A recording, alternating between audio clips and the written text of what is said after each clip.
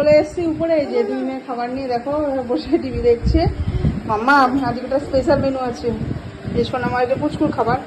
মাম্মা না দেয় না, এ মামা আজকে একটা স্পেশাল খাবার আছে, বুঝেছিস?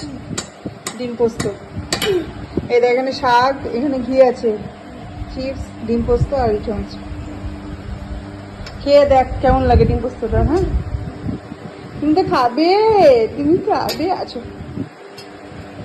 সমস্ত কিছুতে খাওয়া হয়ে গেছে, এখন লাস্ট ওর ডিমটা দিয়ে খাচ্ছি। ওই রান্নাগুলো কেমন লাগলো মা? শাক মাছ ভালো আছে, বাবা করেছে। এই ডিমটা আমি করেছি, দেখ ভালো আছে মা। একবারে ভাত মাখিয়ে না সুন্দর করে ডিমে কেমনটা দেখো, ডিম খেয়ে দেখো ভালো লাগছে।